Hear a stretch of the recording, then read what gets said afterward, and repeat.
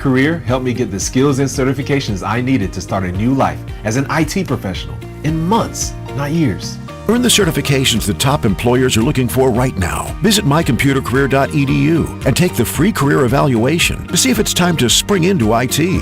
Financial aid is available to those who qualify, including VA benefits. My name is Dale Pazinski. I volunteer with United Way to help the homeless in my community learn computer skills and build a basic resume. I don't just wear the shirt, I live it. Give, advocate, volunteer, Live United. Go to liveunited.org. Brought to you by United Way and the Ad Council. This is the Money Matters Radio Network, WBNW 1120 AM and W275CM FM, Concord, Boston. The Money Matters Radio Network. Our Senators Edward Markey and Elizabeth Warren and Representative James McGovern are standing up for radio listeners like us by supporting legislation to keep AM radio in cars. They know the value of local radio in times of emergency. Now it's time for Congress to finish the job and pass the AM Radio for Every Vehicle Act. Learn more at dependonam.com. This message furnished by the National Association of Broadcasters and this station. As a busy mom, my to-do list is full. While we can't add more hours to the day, we do have a great resource to help. Go Red for Women has information to help you and your family live a healthier life. Visit goredforwomen.org/momlife today. Hi, this is Mike Armstrong from the Armstrong Advisory Group. One of the biggest challenges in financial planning is seeing the full picture. When your investments are spread across multiple accounts, it can be difficult to know how much you actually have and whether your strategy is really working. You might be taking on more risk than you realize or missing opportunities to better align your portfolio. Bringing your accounts together can help create clarity so you can see your total assets, your true allocation, and make more informed decisions about your financial future. Our new guide is called Consolidating Investment Accounts. It walks you through how to get organized, simplify your strategy, and build a more complete financial plan. Call 800-393-4001 to get your free copy today. That's 800-393-4001, or you can request the guide by visiting armstrongadvisory.com. The proceeding was paid for by Armstrong Advisory Group, a registered investment advisor. Nothing in the ad or in any Armstrong guide is specific financial, legal, or tax advice. Consult your own financial, tax, and estate planning advisors before making any investment decisions. Armstrong may contact you to offer investment advisory services. For many hardworking families and retirees, an energy bill comes with an impossible choice. Paying the bills, putting food on your table, and keeping your family warm in winter and your home cool for the summer. But it shouldn't be that way. For more than 40 years, Citizens Energy has made one simple promise: to help households afford life's basic needs. Through Joe for Oil, we help neighbors through the coldest winter nights. Now, we're building on that same promise with Joe for Sun, a new way to save on electricity year-round. Our solar projects are already in communities across Massachusetts and New York, helping thousands of households save money. For many families, that means saving up to 50% on electricity. No installation, no equipment, and you keep your utility company. Like my dad's program before, we keep it simple, helping lower your utility bill through community solar at no cost to you. Call 1-855-JOE-FOR-SUN or visit citizensenergy.com to see if you qualify. You've trusted Citizens Energy to show up when it matters most. We're still here, ready to help. Sponsored by Citizens Energy. This is Tucker Silva of the Financial Exchange Show, and I'm joined today by estate planning attorney Todd Lutzke with your Financial Exchange Quick Tip of the Day. And today, we're talking about the top estate planning mistakes to avoid. Todd, a lot of people create their estate plan, but there are some that don't actually transfer assets into it. Can you explain why this is such a big mistake? Sure. I mean, I'm going to try to explain it both from a revocable and an irrevocable planning standpoint. With the revocable, if you don't put assets in there, you end up leaving them owned perhaps jointly if you're married, and designated beneficiaries and the like. But if everything goes to the spouse when one dies, then you've completely avoided your estate plan. In other words, you've set your trust up, but you went around it by leaving everything to the spouse instead of going through it by funding the trust and cramming down the assets to shelter some from estate taxes on the first death so there's less taxed on the second death. And ultimately, on the second death, if you don't plan, there could be a probate problem because everything would go to probate if it's in their own name. The other big reason is with an irrevocable trust, of course, not funding it also can result in estate tax problems by the same way it did with the revocable trust. But in addition to not funding them with the irrevocable, you don't even begin the 5-year waiting period to get the assets protected from the nursing home. So there's a much bigger problem not funding an irrevocable trust versus not funding a revocable trust. So make sure you fund your trust if you do your planning. Well, luckily, Todd Lutzke and the estate planning experts at Cushing & Dolan have written a brand new guide that details the estate planning blunders to avoid. You can request this brand new guide by simply calling 866-848-5699, 866-848-5699, or you can request it from their website, legalexchangeshow.com. The proceeding was paid for, and the views expressed are solely those of Cushing & Dolan. Cushing & Dolan and/or Armstrong Advisory may contact you offering legal or investment services. Cushing & Armstrong do not endorse each other and are not affiliated.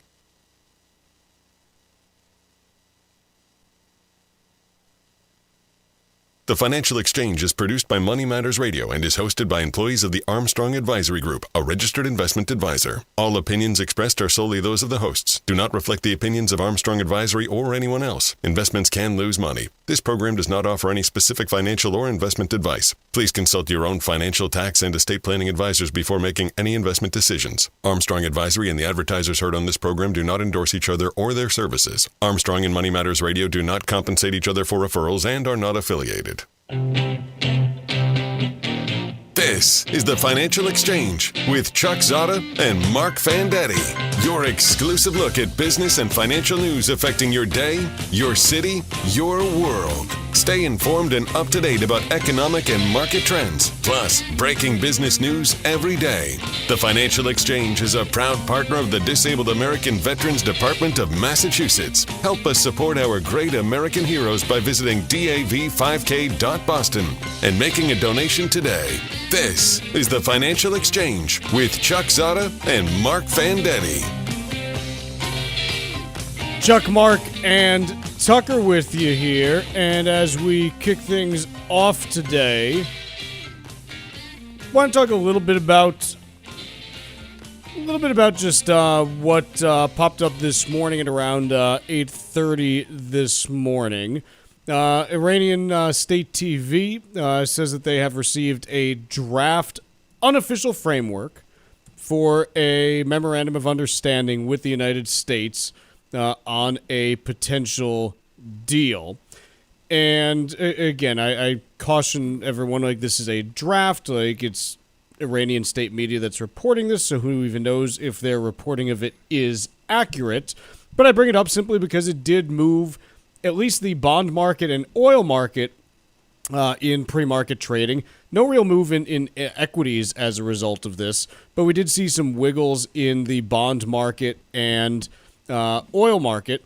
And so I think it's relevant just to, again, inform people as to what Iranian state media is at least putting out there, simply because it was something that was market moving, and I don't know if you're actually going to see this particular iteration end up coming to fruition, but it's out there, and so it's worth talking about.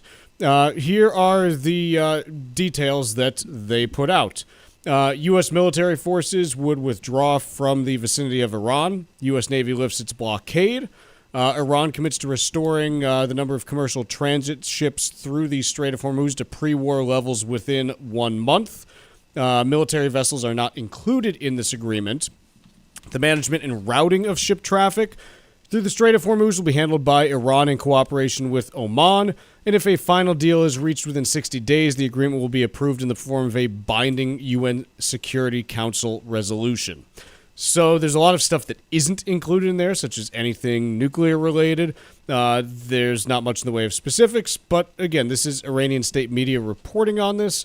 And it had the impact of dropping the 10-year Treasury yield by a few basis points. It dropped the price of oil by a couple dollars. And so it is something that did move markets in the pre-market session. At this point, the 10-year Treasury is basically back to where it was before that publication. Crude oil still trading about 50, 60 cents below where it was before this announcement from Iranian state media. But again, this is where we are. I urge people not to overreact in any particular way as to anything that's come out so far, just because we've kind of been in this place for a while now. And once there is a final deal that is reached, if there is, again, like I don't know exactly where things are, but it sure seems like the two sides want to make progress on hammering something out. I don't think there's a ton of appetite to go back to, full-fledged shooting at each other at this point. And so we'll see, kind of what the deal is and where things go. But this is, again, kind of what came out early today that had a little bit of an influence on markets, and we'll see where things go. Piece here from Barron's.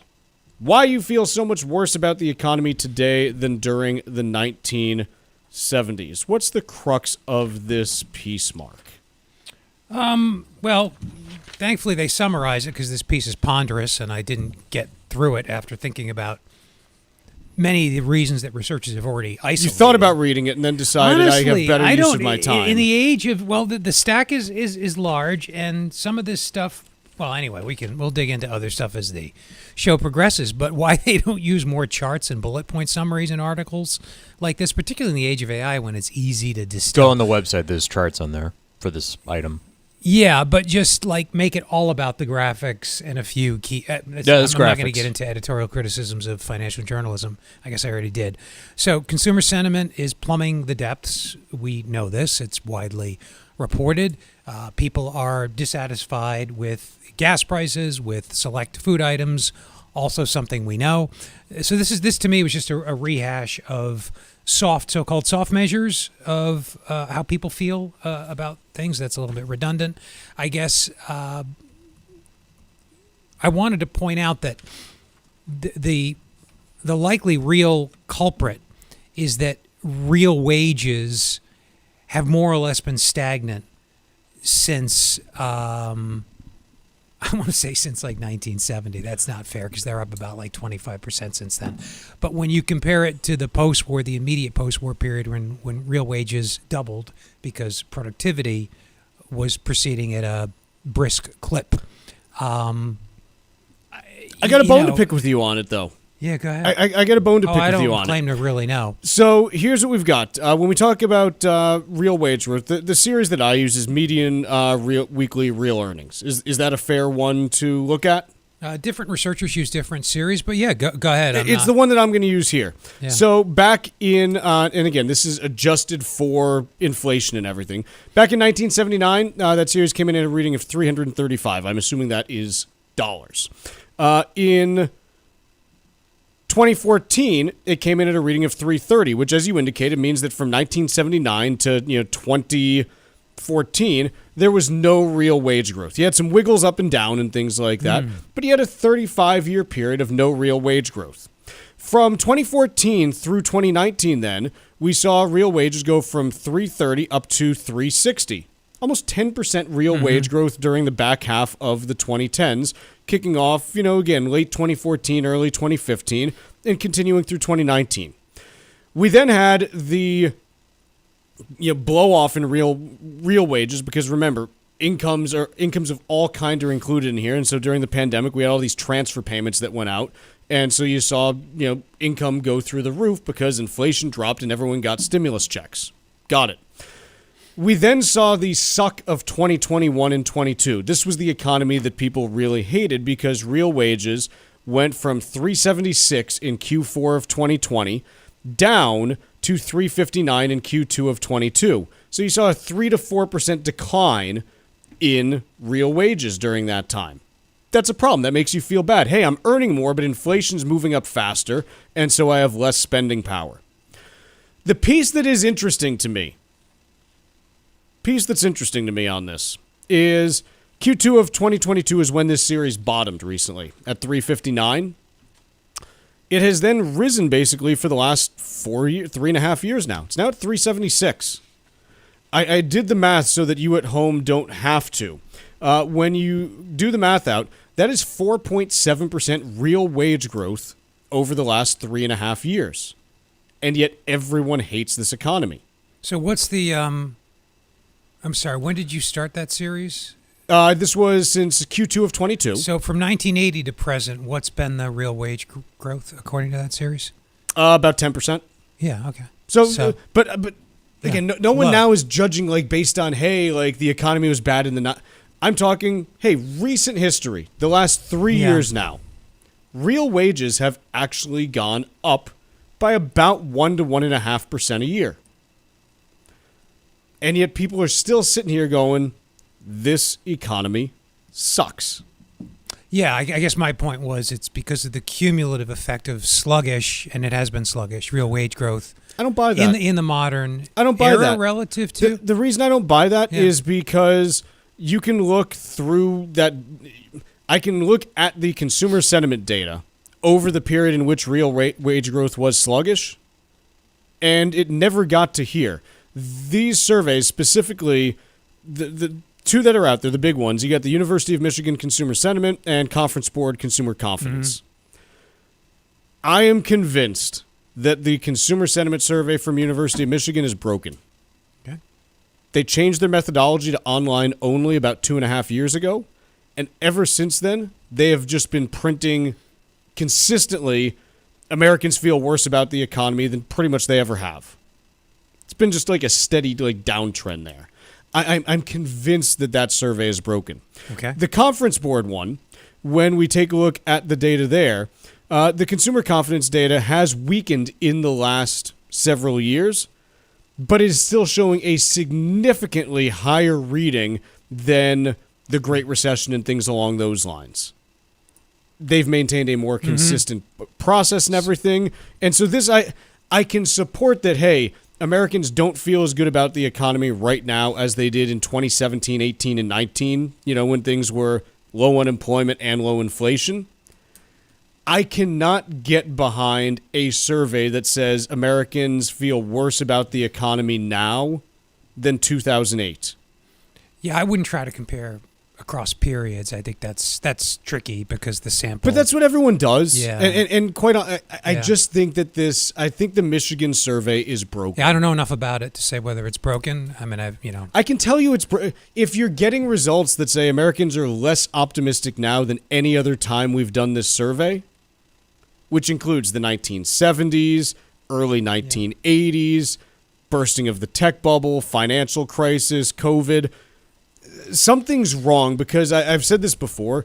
If you were to take an American and plop them into 2010 with unemployment at 10%, millions of homes being foreclosed on, banks being shut down every week, they'd be like, no, take me back to 2026. I think what probably makes this different, one of the things that makes this, I wasn't an adult in the 70s, but heady times were palpable. They were very recent. So people viewed the 70s as an aberration, a blip. Sure. Whereas things have been sort of stagnant since the Great Recession. We had some decent growth years, but nothing gangbusters. 2002 to 2006 looks like an economic, 2003 to 2006, looks like a golden era compared to more or less what we've experienced since. It's been so long since we've experienced prolonged prosperity. I do think the big thing is, look, if you want to tell me Americans are just exhausted by all of this.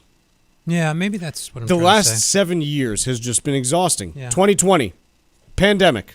You got that going on. 2021, now you got supply chain disruptions from the pandemic. 22, you've got inflation. 23, Silicon Valley banks blowing up. 24, hey, the labor market's starting to slow.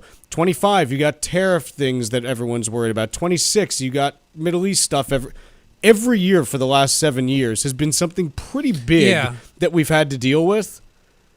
And I think people are just exhausted by it, quite honestly. It's been 7 years of just one major issue after another, and all of them are different too. Like none of them are the same. It's not like, well, we worked through that and now no, it's just like one big thing after another. And so I don't blame Americans for saying, hey, I'm exhausted by this and like my finances are stretched. But I don't think that we can realistically say, hey, things are worse than 2009, 2010 right now, because that is the worst economy that any of us will ever live through, hopefully. Let's take a quick break. When we return, we'll talk about what we're seeing in grocery prices, and then we're talking Micron Technology as well. Stay informed and prepared for market changes and breaking business news. The Financial Exchange is live every day on YouTube. Tune in, subscribe, and keep up to date on all of our show's content on a daily basis. This is the Financial Exchange Radio Network. Hi, this is Chuck from the Armstrong Advisory Group. If your financial life feels scattered, you're not alone. Over time, it's easy to end up with accounts in different places. Old retirement plans, different banks, multiple apps. It's what we call account sprawl. When you've got your money across the spectrum, things can get missed, like overlapping investments, and bringing everything into focus allows you to spend less time tracking accounts and more time making smart decisions. Our new guide is called Consolidating Investment Accounts, and it may offer strategies that can simplify your overall financial picture. Call 800-393-4001 to get your free copy today. That's 800-393-4001, or you can request the guide at armstrongadvisory.com. That's armstrongadvisory.com. The proceeding was paid for by Armstrong Advisory Group, a registered investment advisor. Nothing in the ad or in any Armstrong guide is specific financial, legal, or tax advice. Consult your own financial, tax, and estate planning advisors before making any investment decisions. Armstrong may contact you to offer investment advisory services. Long-term care costs can reach thousands of dollars per month and can put a serious strain on your savings. The experts at Cushing & Dolan often see families caught off guard by that reality. Without the right plan in place, those costs can quickly eat through a lifetime of your hard work. But here's the shocker. Many estate plans don't protect your assets from those expenses. The right strategy may involve specific types of trusts designed to help protect your assets, but timing matters. Cushing & Dolan has a brand new guide called Detour Ahead, Estate Planning Potholes to Avoid. It breaks down some of the most common and costly mistakes people make and explains how to help protect your assets, your family, and your future. Call 866-848-5699 to get your free copy today. That's 866-848-5699. Or you can request the guide online at LegalExchangeShow.com. The proceeding was paid for and the views expressed are solely those of Cushing & Dolan. Cushing & Dolan and/or Armstrong Advisory may contact you offering legal or investment services. Cushing & Dolan and Armstrong Advisory do not endorse each other and are not affiliated. I was 24 when I had a stroke. I was 35 when I suffered a heart attack. I was 46. I was 62. It's a fact. Cardiovascular disease is the leading cause of death in women. But we can fight against our number one killer. Talk to your doctor about your risk factors. Know your family history. Learn the warning signs and symptoms. Together, let's go red for women. Visit goredforwomen.org to learn more.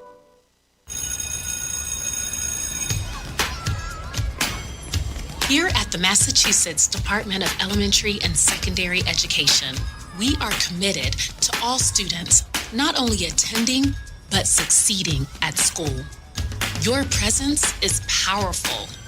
Share why you attend at doe.mass.edu. Sponsored by the Massachusetts Department of Elementary and Secondary Education. Our Senators Edward Markey and Elizabeth Warren and Representative Stephen Lynch are standing up for radio listeners like us by supporting legislation to keep AM radio in cars. They know the value of local radio in times of emergency. Now it's time for Congress to finish the job and pass the AM Radio for Every Vehicle Act. Learn more at dependonam.com. This message furnished by the National Association of Broadcasters and this station. When a heart stops, the clock starts. You are the first responder until help arrives.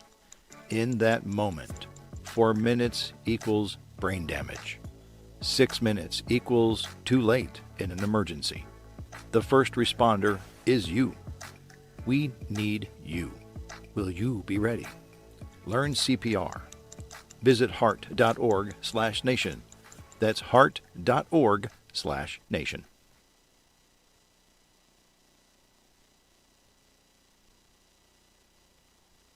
From breaking news to market analysis, follow the Financial Exchange Show on X and watch the show live every day. This is the Financial Exchange Radio Network. Subscribe now to our YouTube page where you'll find interviews, segments, full shows of the Financial Exchange. You'll get caught up on anything and everything you might have missed right here on the Financial Exchange Radio Network. Just search the Financial Exchange on YouTube and be sure to hit that subscribe button. All right, we got a piece here from Bloomberg. It's titled, Americans are about to pay even more at the grocery store. Kind of hard to argue with the logic on it, and the logic is this. There are three potential things that can push up food prices at a faster pace over the rest of this year. The first is higher energy prices, which transmit through the agriculture sector in the form of higher costs for operating machinery on farms and things like that, higher cost of transporting different products to and from farms, and so that can be one piece that you see.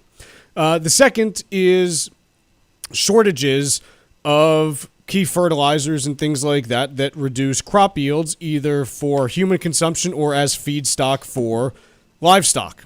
The third is that apparently, Tuck, you got any Chris Farley for me on this? Probably not. El Nino? No, I don't you got an El Nino for me? No. So you got apparently this big El Nino this year that is coming. And El Nino, if you're not familiar with it, is basically you can see it. It's actually kind of cool. They do these these graphs and charts of like water temperature at different levels, and it's basically this hot water pocket that moves up from the bottom of the Pacific Ocean and gradually reaches the surface. And when it does, it can cause significant impacts on U.S. weather. The impact of a big El Nino is supposedly less rain that comes through in the major areas that are important for farming. So, the breadbasket of the U.S. And so the thought is that the combination of these factors is likely to lead to higher food price inflation than we would have otherwise seen.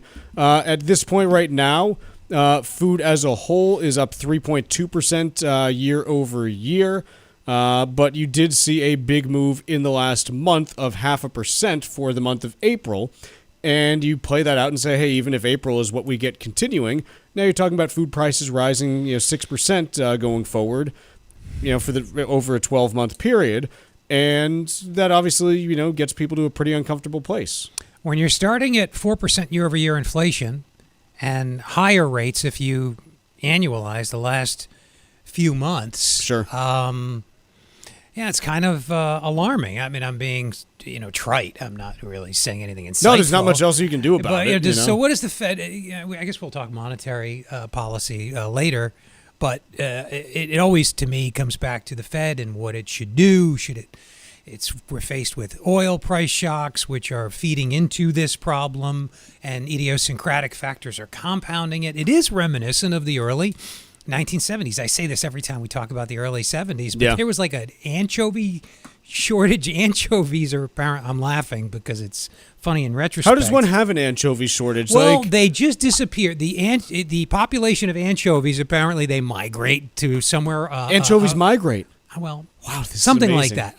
I am not the authority. I am not the authority. I will only say that they disappeared off like the Peruvian coast. I read this in a econ book a long time ago, and this contributed to the food price. Right, there was an anchovy, mysterious disappearance of anchovies in the early 19. I just keep saying it over and over.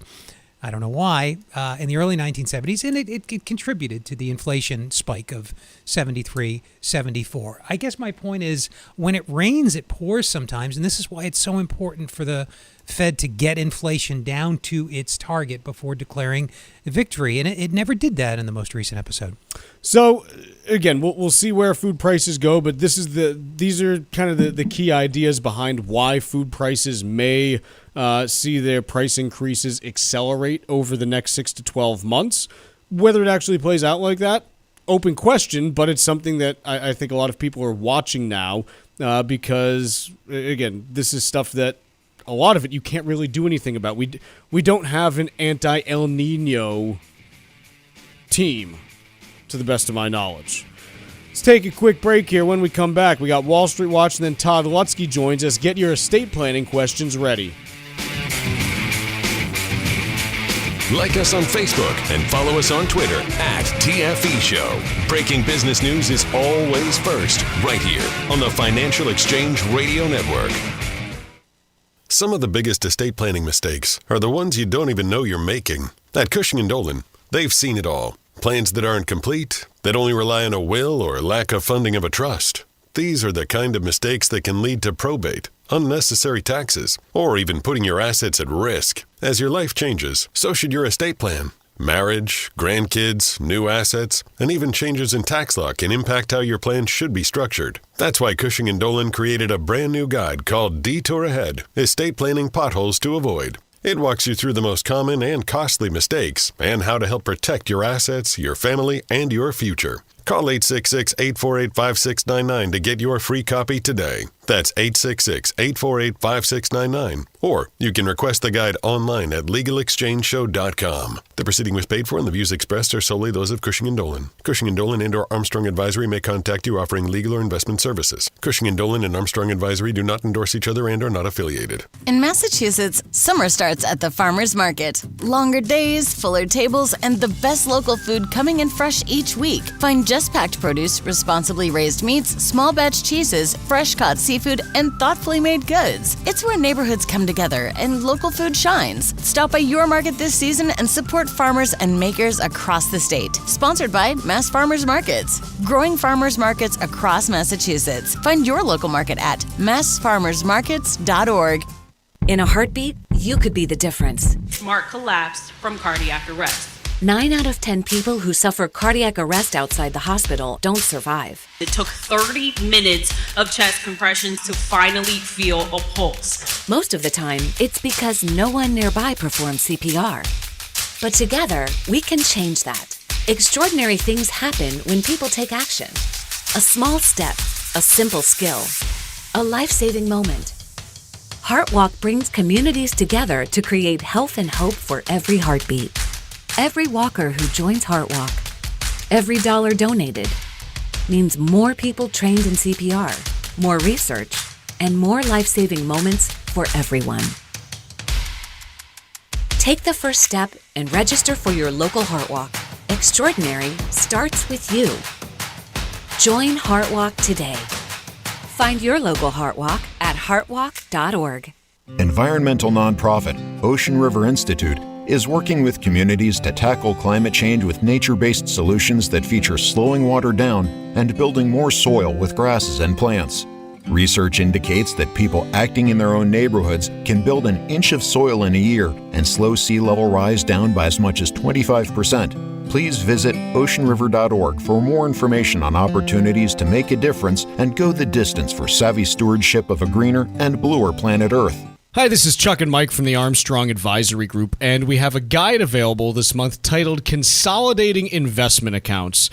Mike, how does someone end up with just this sprawl of different accounts over time? We've all seen it before with family members or even ourselves, but according to the BLS these days, the average person stays at a job fewer than 4 years. And so imagine you're job hopping from place to place. You might have a retirement plan through there. And all of a sudden, a decade into your career, you could have 2 or 3 different retirement plans just from, changing jobs and taking that next promotion at a new place. It doesn't even just happen with different retirement or investment accounts. It can happen with bank accounts or insurance policies. You can end up with stuff scattered everywhere. Well, we all know that, that aunt or that family member that is always scouring for the best CD rate or interest rate on the savings account, or, has some money with this broker and this financial services company. And all of a sudden, you can be looking at a situation where over the years, you have a dozen different places where you keep assets, and that becomes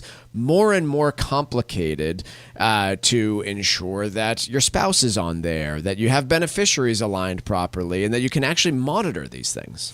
Folks, our guide is titled Consolidating Investment Accounts, and there are 2 ways that you can request it.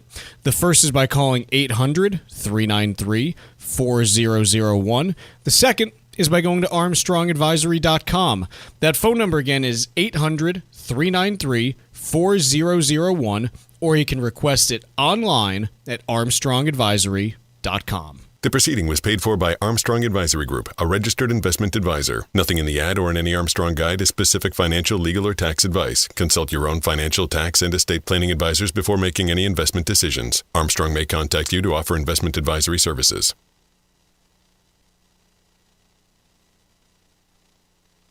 Time now for Wall Street Watch, tracking the stocks, the data, and the headlines driving markets so far today, right here on the Financial Exchange Radio Network. Markets are mixed and oil prices are declining after Iran's state broadcaster reported that it's seen a draft on the framework for talks with the U.S. that includes a return of traffic through the Strait of Hormuz within a month. However, an agreement has not been finalized yet. Right now, the Dow is up 0.6%, S&P 500 is flat, NASDAQ down about 0.25%, Russell 2000 is up 0.33%, 10-year Treasury yield is currently at 4.48%, and oil down 4%, trading at $90 a barrel.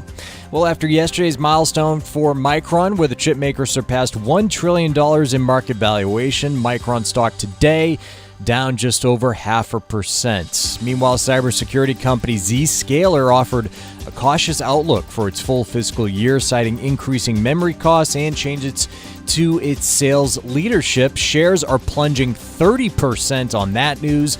Other cybersecurity stocks, including Palo Alto Networks and CrowdStrike, are seeing sympathy losses. Elsewhere, shares in Bath & Body Works are jumping 6% after the company posted stronger than expected current quarter guidance, while its first quarter earnings and revenue slightly beat forecasts. And after today's closing bell, we'll see more tech and AI earnings from Marvell Technology and Salesforce. I'm Tucker Silva, and that is Wall Street Watch. This is Ask Todd on the Financial Exchange Radio Network. If you have an existing estate plan or are in the market for one, Todd Lutzke is here to answer your questions and help you plan for later life. Ask Todd is presented by Cushing & Dolan, serving Massachusetts and New England for more than 35 years, helping families with estate and tax planning, Medicaid planning, and probate law. Visit CushingDolan.com. Now, here's Todd Lutzke. And Todd Lutzke is now with us for Ask Todd. This is your chance to ask Todd your estate planning questions live on air right now. And so we got the phone lines opened up at 888-205-2263. We can usually get through 2 to 3 calls, so get calling early and often so you can get in line to chat with Todd live on air right now. Again, that phone number is 888-205-2263. 888-205-2263. Mr. Lutzke, how are you doing today? I'm doing good. Doing really good. It's good. What about you? Pretty good. No problems today? No, I'm good. Do you think invisible planes will ever be a thing? Invisible planes? Yeah. Yeah. Like the kind that fly? Yeah, I can't see them taking off either. Yeah, me neither. Yeah. I can't. Todd, want to talk to you today about trustees for trusts, as one would expect. When it comes to naming a trustee for your trust, do you have general guidelines or general ways that most people tend to think about naming a trustee? Again, I think the answer comes down to what kind of trust we're talking about, because that will also affect how you do it. So let's start while you're alive. So if it's a revocable probably trust, when you should be doing your trust work. Yeah, that's a good time. So while you're living, who should be the trustee on a revocable trust? Probably yourself and your spouse, if you're married. So it's always each other, or if you're single, just yourself, if it's revocable while you're alive. For an irrevocable Medicaid-type trust, again, they will also vary. While you're alive, you create an irrevocable trust. Well, if it's an irrevocable Medicaid trust, likely it should not be you or your spouse. It should be someone else. Generally speaking, it would be a child. Or if you don't have children, it might be a niece or a nephew or a sibling, but not you. Okay. Now let's go back to the irrevocable trust. Let's talk about an irrevocable gifting trust. Same kind of idea. If you have an irrevocable life insurance trust, it would be, if you're the creator and if a life insurance is on your life, your spouse could be the trustee while you're alive, but not you, and vice versa. Okay, and from a gifting trust, while you're putting things to be completely out of your estate, likely you'll be putting someone other than you or your spouse as trustee. Unless, of course, it's a spousal lifetime access trust. See how many different kinds of trust there are. So during life, if I set up a spousal lifetime access trust, I cannot be the trustee, but my wife can. And vice versa, while we're alive. Folks, that covers a lot of the while we're alive type who can be trustees on trusts. But I think where you were headed, Chuck, and check me on this, is what about when you're gone? Yes. I mean, that's probably the bigger issue, but you have to think about both. So when you're gone, so in a revocable trust, again, probably your children, if you're leaving things to your children, you might list them as the general trustee of the trust to make all managerial investment decisions, etc. But if the goal is to protect assets from their future divorces and their creditors and skipping tax purposes to get it down a generation tax-free, then you might have the kids as general trustees, but you might also appoint an independent, not related or subordinate trustee to make distributions to these kids and grandkids, and that will help protect it from future divorces and skipping an estate for skipping tax purposes. So you have to think about that. So that's probably about as deep as you need to get in these discussions about who the trustee might or might not be.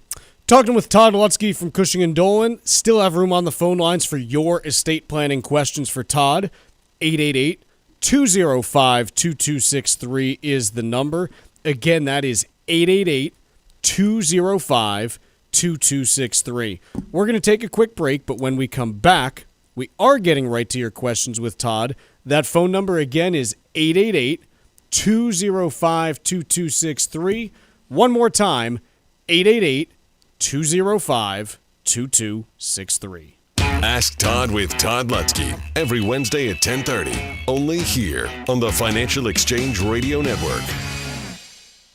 It's important to update your estate plan as changes occur in your life, or you can wind up with significant issues that may affect your future. Get Cushing & Dolan's new guide called Detour Ahead, Estate Planning Potholes to Avoid. Call 866-848-5699 and get your copy today, or request it online at LegalExchangeShow.com. The proceeding was paid for and the views expressed are solely those of Cushing & Dolan. Cushing & Dolan and or Armstrong Advisory may contact you offering legal or investment services. Cushing & Dolan and Armstrong Advisory do not endorse each other and are not affiliated. Hi, I'm Michael Valila, Adjutant of the Disabled American Veterans Department of Massachusetts. The DAV of Massachusetts provides thousands of hours of voluntary services at our VA medical centers and soldiers' homes and is the only DAV department in the country to lead a veterans housing initiative for both single veterans and those with families. These programs are critical to serving our veterans in their time of need. You can help our great American heroes by making a donation today. Please visit dav5k.boston. That's dav5k.boston.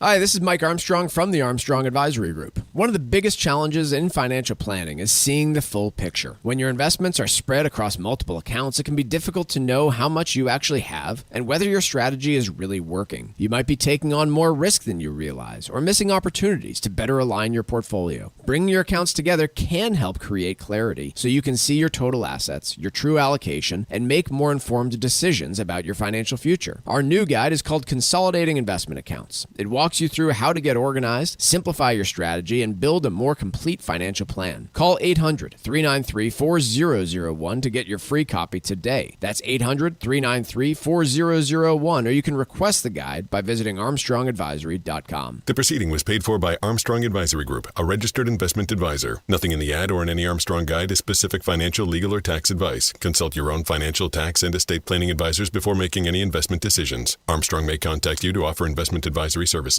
For many families, an energy bill can mean difficult choices, wondering when or even how it will get paid. It shouldn't be that way. For more than 40 years, Citizens Energy has helped families afford life's basic needs. First, through Joe for Oil, and now through Joe for Sun. A simple way to save on electricity at no cost to you. No installation, no equipment, and you keep your utility company.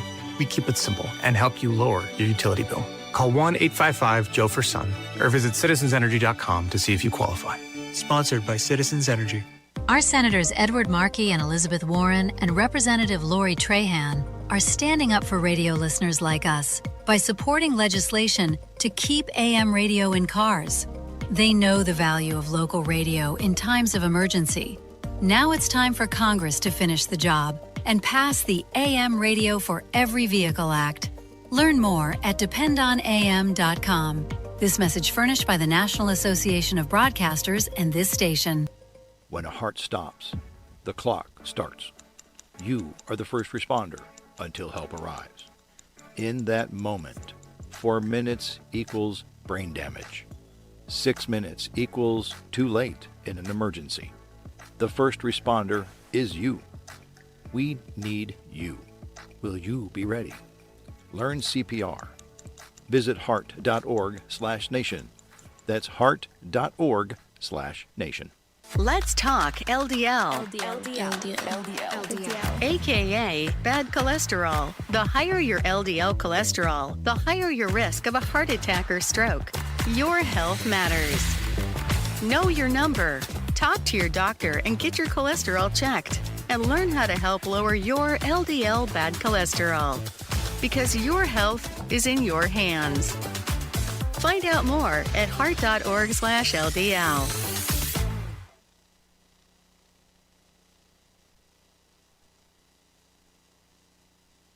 Todd Lutzke answers your questions about estate and elder life planning every Wednesday at 10:30, right here on the Financial Exchange Radio Network.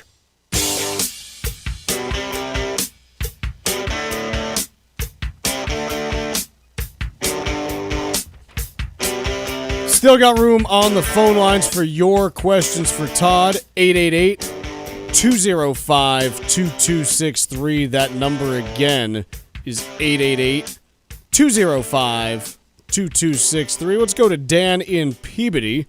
Dan, what is your question for Todd Lutzke? Dan, are you there? Oh. I'll try him. We'll keep working on Dan. Todd, I've got one in the interim. Sure. When considering who to name as a trustee, one person or multiple trustees? I think it sounds like we might have them, but I would say, is it one trustee or multiple? I would say that's definitely going to be a family member, a family decision. So, to me, if you're, depending on how you're leaving the assets, you might say, well, I guess one trustee will be fine. They'll just do what it says. Or, I might need a check and a balance. All right. I think we got Dan back here. Dan, what's your question for Todd Lutzke? Nope. Still no Dan. I guess we don't have Dan. Okay. We will, we'll see what happens with Dan. Let's dig in more on that trustee question. So what are some of the considerations for whether one trustee is appropriate for a trust or if multiple ones are the way to go? So the way you look at this is, how are we leaving our assets to our children? Let's say it says, when I pass away, I'll just leave everything equally to my kids and pay it out. A lot of times that's a simple approach that a lot of families have. I probably just need one trustee. I'm fine with that. Okay. I think that one trustee is going to do everything that they have to do anyway. And any trustee does what the trust says, so that's not a problem. I think if you start getting into a situation where now I'm going to be holding assets in trust to protect these assets from the kids' own creditors, divorces, etc., and generation skipping tax benefits for grandchildren, sort of to keep the trust, they call them dynasty trusts, to keep them going longer generations. Okay. Well, one general trustee might be okay, but now you're probably going to have to add at least that independent trustee for distributions out to these kids. So that would be a separate trustee for that matter.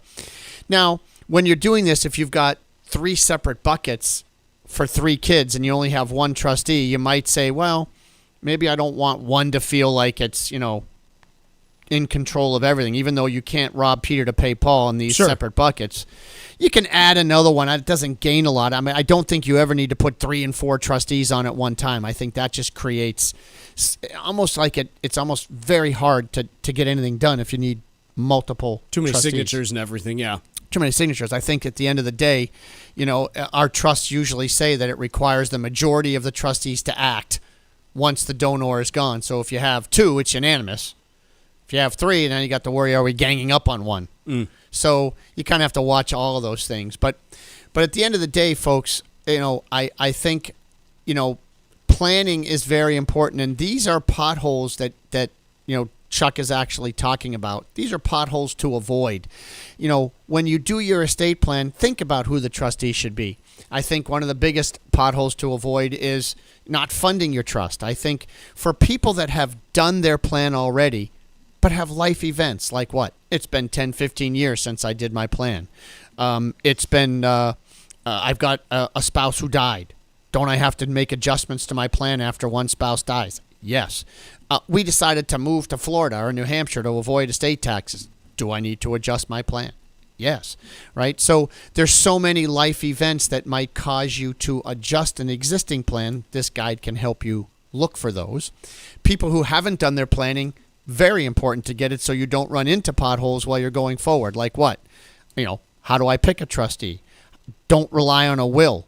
Don't think I just need designated beneficiaries or joint accounts to satisfy my estate plan. Oh, all I need is a nominee realty trust. That ain't going to do it. So there's many things to think about. If you haven't done your planning, this will get you off the dime. And if you have done your planning, this will help you figure out what the next steps are in the planning that you've done. Call and get it, 866-848-5699. We are approaching the end of the month. Again, 866-848-5699 or legalexchangeshow.com. You can download it there. And always you could go to Cushing Dolan PC, our Instagram page, for more information. Todd, when we talk about actually getting assets into the hands of beneficiaries after someone passes, what are the benefits of using trusts to accomplish that versus just a will? Like, let's assume everything else has gone, fine during your life. But what advantages do trusts have in terms of conveying assets to the beneficiaries? I think you can control a little better. I mean, you probably could do it in a will. Most people don't. But you can control from the grave better. If you want to control from the grave through a will, then it's going to be a testamentary trust built into the will. And the problem with that is you're in probate and you never can close probate. You got to keep it open and open and open because the will contains the trust. Sure. So that's a big problem in and of itself. Whereas with a trust, it's not in probate and you can control from the grave, meaning I want to protect from future divorces. I want to protect from generation skipping taxes. I have a special needs child who might need to not get the assets up front. I have a drug-addicted child who I need to protect from themselves. There's any number of things. I want to skip a generation, have it go directly to the grandchildren. You can do it. These are all ways in which assets can be distributed to the kids. Todd, got another caller for you. We've got Marie in Palmer. Marie, what's your question for Todd Lutzke? All right. Clearly, we have an issue with the phone, so I apologize for that. Okay. I'm not sure what's going on. Something wrong. Apologies to Marie and to Dan earlier, but we can now say that it wasn't their fault. It's our fault.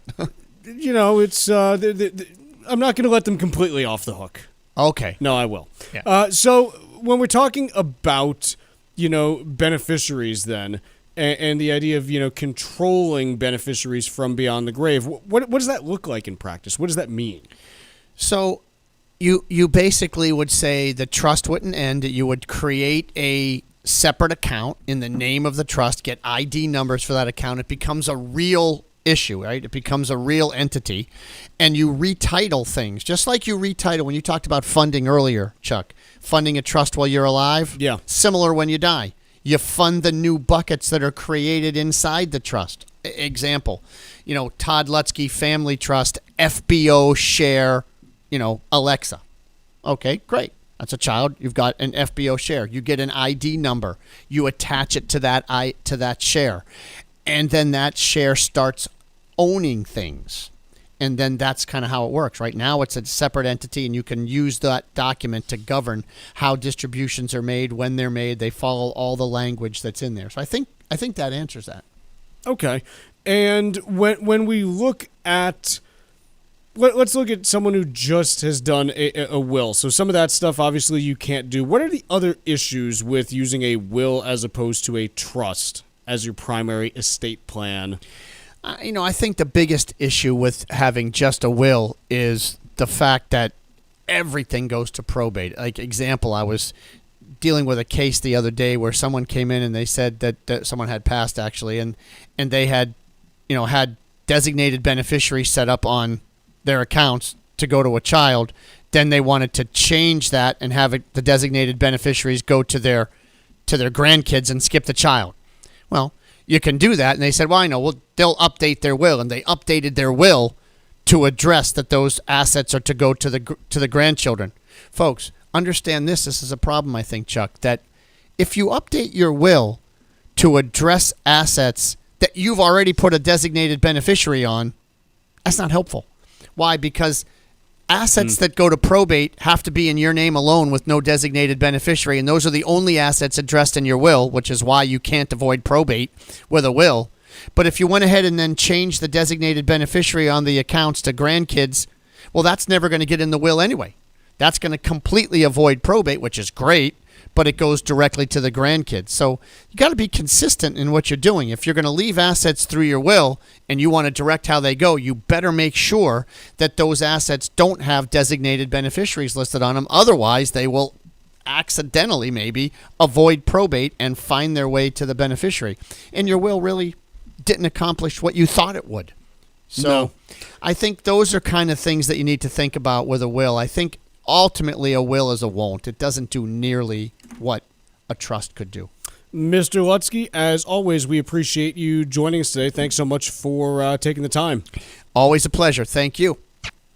This has been Ask Todd on the Financial Exchange Radio Network. Ask Todd with Todd Lutsky has been presented by Cushing & Dolan, serving Massachusetts and New England for more than 30 years, helping families with estate and tax planning, Medicaid planning, and probate law. Call 800-393-4001 or visit CushingDolan.com. The views expressed in this segment are solely those of Cushing & Dolan. Armstrong Advisory does not provide any legal or tax advice. Please consult with your legal or tax advisor on such matters. Cushing and Armstrong do not endorse each other and are not affiliated. Still more to come as we continue through the show. We're talking about Micron Technology. We're going to be talking about the S&P 500 and some of the projections for the rest of the year. Also going to be chatting a little bit about what we're seeing in housing as it relates to construction materials. And we're also going to be discussing IPOs in the context of, hey, normally most Americans don't have access to IPOs.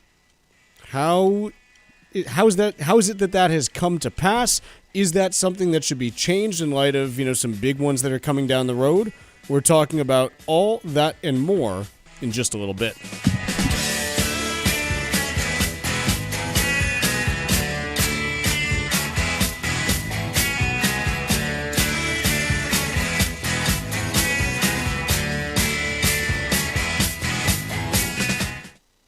Cardiovascular disease is the #1 killer of women, taking the lives of 1 in 3. That's more than all forms of cancer combined. For too long, heart disease and stroke have taken the lives of the women we love. But we're not giving up because we have something better, stronger, more powerful. We have each other. When we come together and go red, the more power we have against our greatest health threat. Visit GoRedForWomen.org today to learn more. Sometimes we know what's next. Other times, it's impossible to know. Life can change in an instant. Don't be caught standing by the next time someone's heart stops. Knowing CPR gives you the ability to act and takes you from bystander to lifesaver. CPR is a life-saving skill. Join the nation of lifesavers today by learning CPR at heart.org/nation. National support for CPR education provided by Elevance Health Foundation. This is Tucker Silva of the Financial Exchange Show, and I'm joined today by estate planning attorney Todd Lutsky with your Financial Exchange Quick Tip of the Day. And today we're talking about the top estate planning mistakes to avoid. Todd, what is the downside of adding your kids to your accounts or adding their names to your real estate deeds as a joint owner? Won't this avoid probate? You're absolutely right. It would avoid probate, but there are better ways to avoid probate than just doing something simple, right? Simple isn't always better. Throwing a name on an account or adding a designated beneficiary or a joint owner on a piece of property might not be the best way to go. Here's the problem. If you name one of your children as a joint owner and you have 3 children and you put that child on just because it's convenient and they're geographically close to you, well, you could be accidentally disinheriting your other children because this property, this asset will only go to that child. That child doesn't have to give it to the other kids. So that's a problem. And if you put your name, if you add a child's name to your real estate, now you're exposing it to that child's creditors, that child's potential divorces.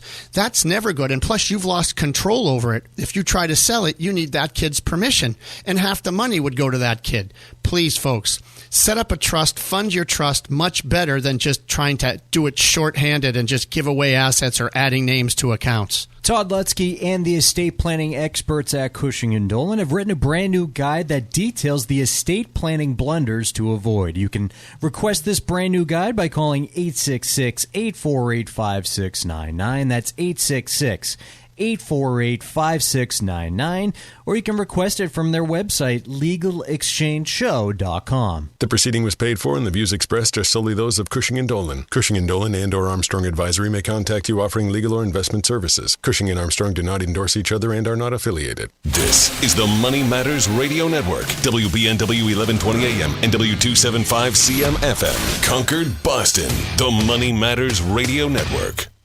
For many hardworking families and retirees, an energy bill comes with an impossible choice. Paying the bills, putting food on your table, and keeping your family warm in winter and your home cool for the summer.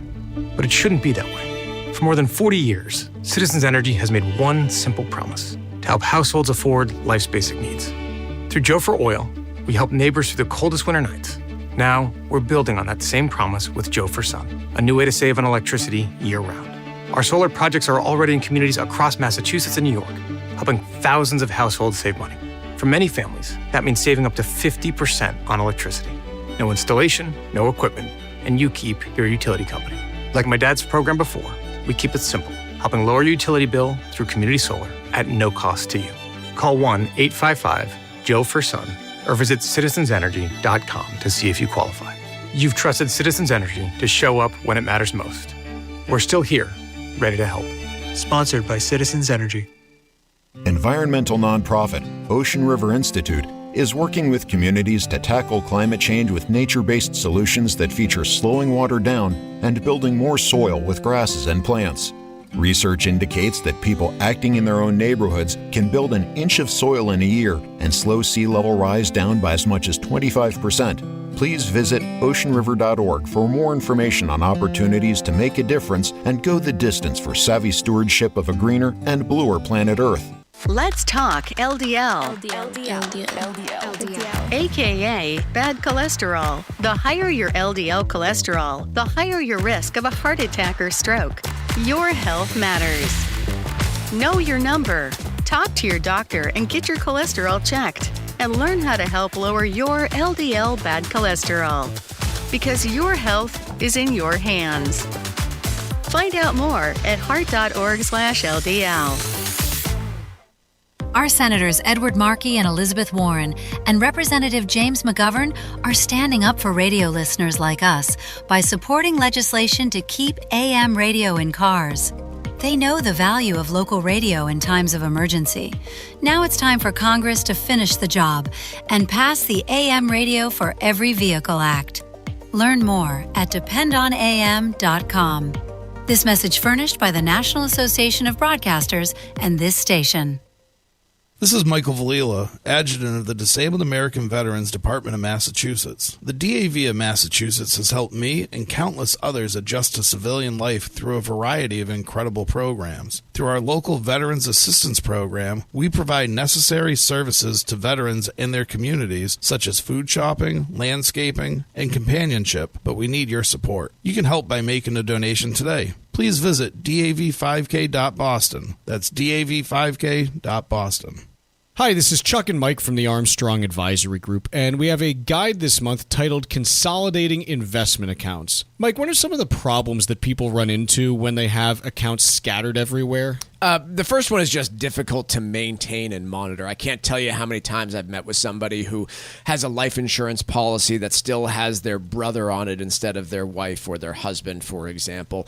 So it does become really tough to monitor those things. If you're getting to required minimum distribution age, there can be certain rules around where you take money out of specific accounts, and if you miss it, there can be tax penalties. So it just becomes complicated to administer everything. Despite that, there are still some cases where it makes sense to maintain a number of separate accounts as opposed to consolidating. Oh, absolutely. I mean, we all know cases where, hey, that new bank is going to give you a better CD rate or introductory rate, and that can be worth real money. In other cases, if you have a retirement plan, there can be special benefits to keeping the money there. Maybe it is a excellent plan with really low costs. Maybe it'll allow you to avoid a required minimum distribution if you're still working into your 70s. Or there can be other strategies too, having money in a retirement plan and allowing you to do what's called a backdoor Roth conversion. There are two ways to request it. The first is by calling 800-393-4001. The second, by going to armstrongadvisory.com. That number again is 800-393-4001, or request it online at armstrongadvisory.com. The proceeding was paid for by Armstrong Advisory Group, a registered investment advisor. Nothing in the ad or in any Armstrong guide is specific financial, legal, or tax advice. Consult your own financial, tax, and estate planning advisors before making any investment decisions. Armstrong may contact you to offer investment advisory services. The Financial Exchange is produced by Money Matters Radio and is hosted by employees of the Armstrong Advisory Group, a registered investment advisor. All opinions expressed are solely those of the hosts, do not reflect the opinions of Armstrong Advisory or anyone else. Investments can lose money. This program does not offer any specific financial or investment advice. Please consult your own financial, tax, and estate planning advisors before making any investment decisions. Armstrong Advisory and the advertisers heard on this program do not endorse each other or their services. Armstrong and Money Matters Radio do not compensate each other for referrals and are not affiliated. This is the Financial Exchange with Chuck Zodda and Marc Fandetti. Your exclusive look at business and financial news affecting your day, your city, your world. Stay informed and up to date about economic and market trends, plus breaking business news every day. The Financial Exchange is a proud partner of the Disabled American Veterans Department of Massachusetts. Help us support our great American heroes by visiting dav5k.boston and making a donation today. This is the Financial Exchange with Chuck Zodda and Marc Fandetti. It's Chuck, Mark, and Tucker with you here, and as we kick things off, I got to tell you, this is one of the weirder market days that I've seen, just because, honestly, like today, nothing makes any sense. I got to be honest with you. The S&P 500 is flat. It's down 3 points. It's fine. Dow's up 301 points, 0.6%, fine. NASDAQ Composite down 61 points, fine. All that makes sense on its face. 10-year Treasury not really moving a lot, down 1.6 basis points to 4.47. Okay, also fine. Dollar index up 0.03%, 99.12. Again, fine. It's when you start getting into commodities that all of this just kind of looks strange to me. You got gold off $69 an ounce, despite treasuries coming in a little bit. It's just a little bit strange to see a move in gold like that. I don't quite get where it would be coming from. On top of it, you've got it happening the same time that crude oil, West Texas Intermediate, down $3.07 a barrel on Iran earlier this morning, saying, hey, here's an Iranian TV station said, here's the draft of the memorandum of understanding that we have.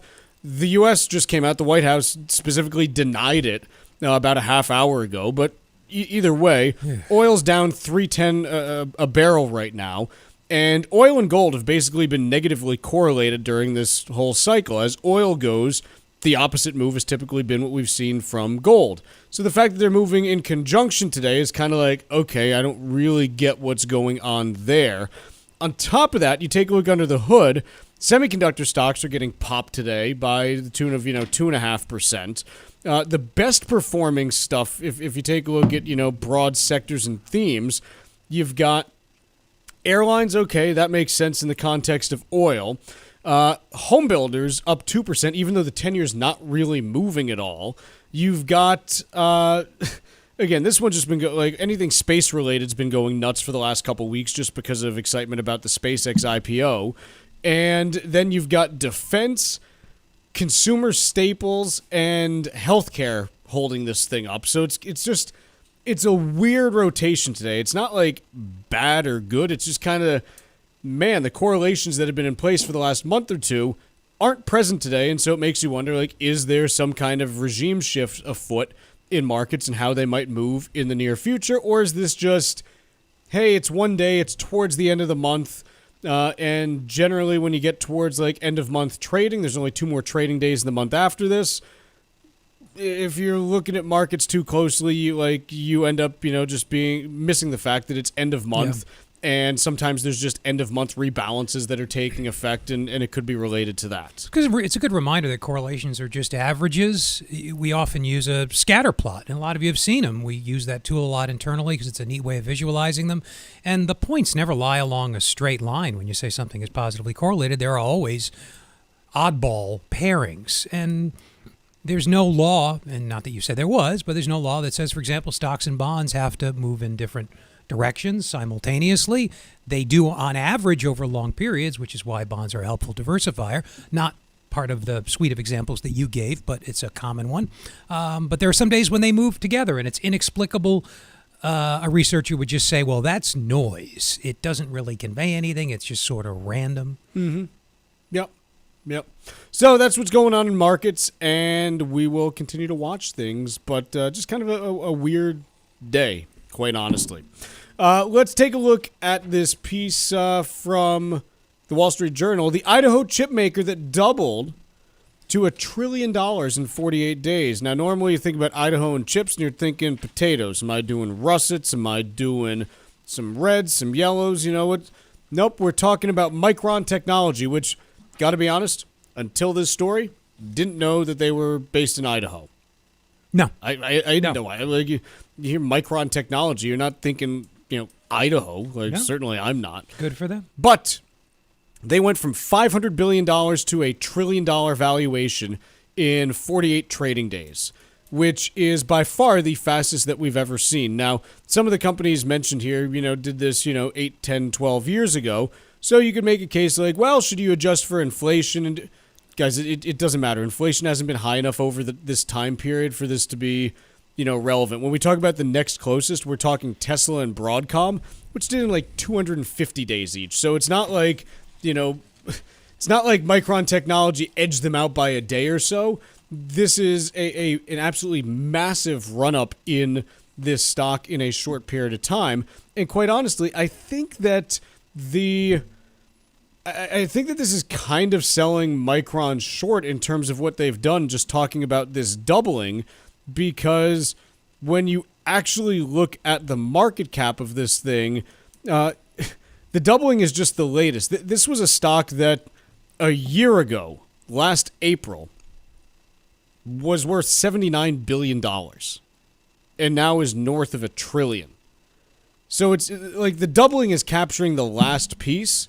The fact is, even before that doubling happened, it had doubled 2.5 times over the previous 8 months leading up to this, and then found another doubling within itself.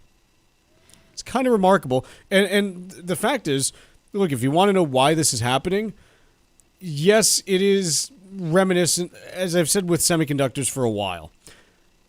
Semiconductor booms always end the same way, with investors in tears. I don't know when this will end, but it will at some point. What I can tell you is the reason that the stock is moving in this fashion is that in the last couple of years, their trailing 12-month revenue has already gone from $15 billion to $60 billion. So they've quadrupled their revenue since Q2 of 23.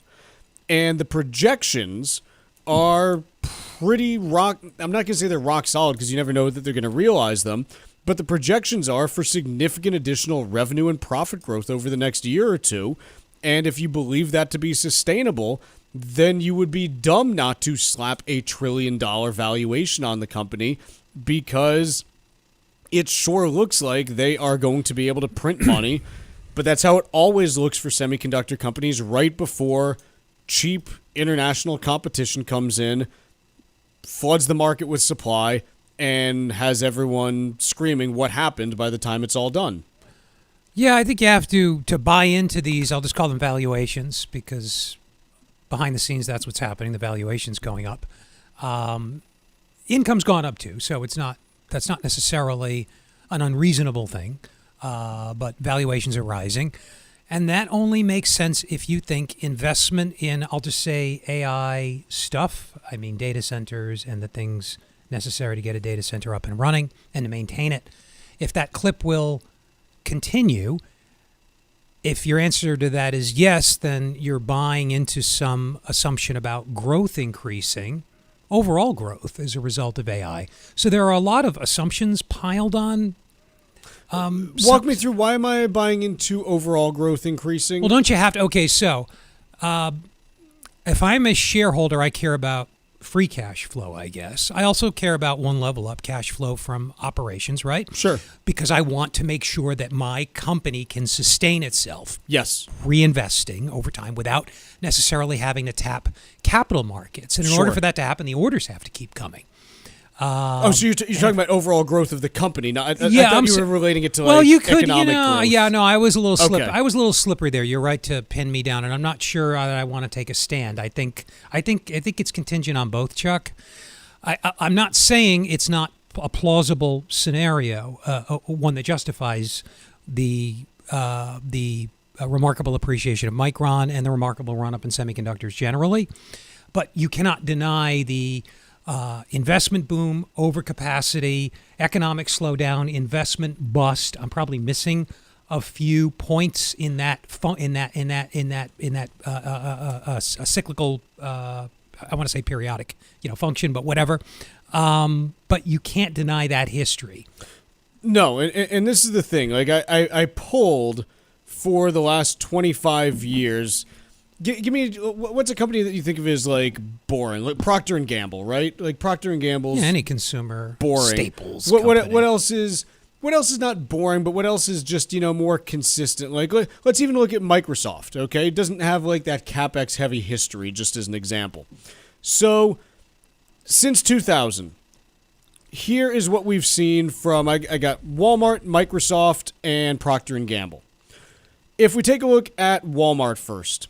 Their free cash flow in April of 99 was around $4 billion. The lowest it ever got was negative $37 million, and it's a pretty steady upward arching slope to around $12 billion in free cash flow. That's looks like I'm looking at, is that trailing 12 month? Doesn't specify, but I'm pretty sure it is. So Walmart pretty consistently okay, even despite all these different business cycles, their free cash flow is pretty consistently marching upward.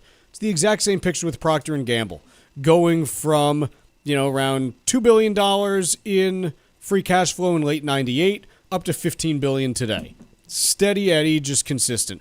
Microsoft, remember the big thing about, conventional tech companies or software companies, they're not CapEx heavy. Microsoft has gone from around $8 billion in free cash flow in December of 99 up to north of $70 billion today.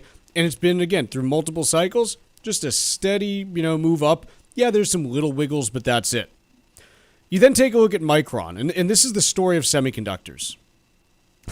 Micron, back in 2000, had free cash flow of $880 million.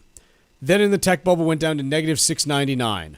Then before the financial crisis, up to $1 billion in free cash flow. Then down to negative 2.3.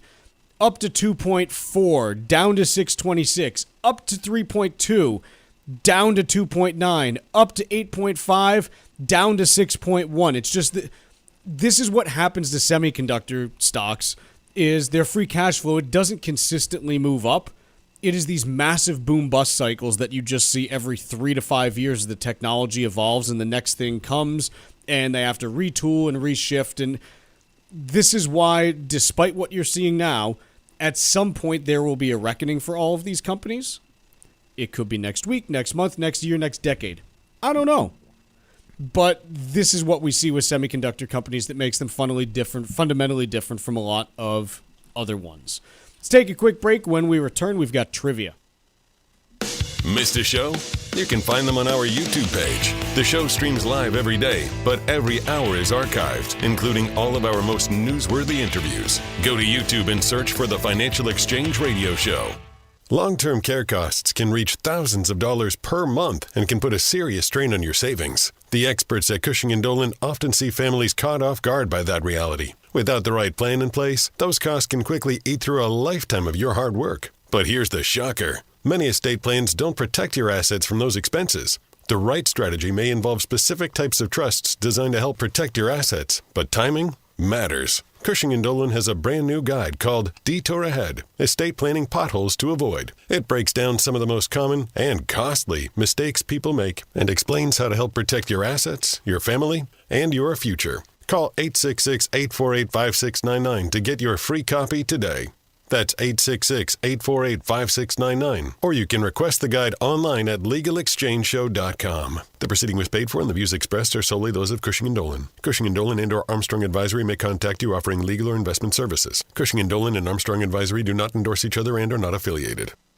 Hi, this is Chuck from the Armstrong Advisory Group. If your financial life feels scattered, you're not alone. Over time, it's easy to end up with accounts in different places. Old retirement plans, different banks, multiple apps. It's what we call account sprawl. When you've got your money across the spectrum, things can get missed, like overlapping investments, and bringing everything into focus allows you to spend less time tracking accounts and more time making smart decisions. Our new guide is called Consolidating Investment Accounts, and it may offer strategies that can simplify your overall financial picture. Call 800-393-4001 to get your free copy today. That's 800-393-4001, or you can request the guide at armstrongadvisory.com. That's armstrongadvisory.com. The proceeding was paid for by Armstrong Advisory Group, a registered investment advisor. Nothing in the ad or in any Armstrong guide is specific financial, legal, or tax advice. Consult your own financial, tax, and estate planning advisors before making any investment decisions. Armstrong may contact you to offer investment advisory services.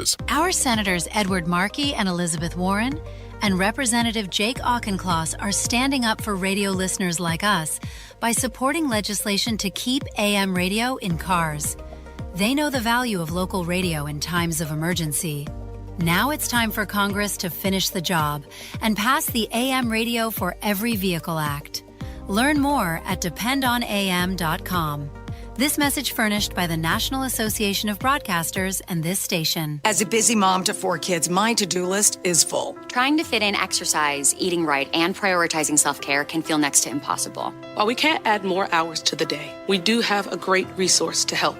Go Red for Women has easy tips, tools, and information to help you and your family live a healthier life. So to all the moms, the aunts, grandmothers, and amazing women out there doing it all, visit goredforwomen.org/momlife today. You take care of them, Go Red for Women will take care of you. In a heartbeat, you could be the difference. Marc collapsed from cardiac arrest. 9 out of 10 people who suffer cardiac arrest outside the hospital don't survive. It took 30 minutes of chest compressions to finally feel a pulse. Most of the time, it's because no one nearby performed CPR. But together, we can change that. Extraordinary things happen when people take action. A small step, a simple skill, a life-saving moment. HeartWalk brings communities together to create health and hope for every heartbeat. Every walker who joins HeartWalk, every dollar donated, means more people trained in CPR, more research, and more life-saving moments for everyone. Take the first step and register for your local HeartWalk. Extraordinary starts with you. Join HeartWalk today. Find your local HeartWalk at heartwalk.org.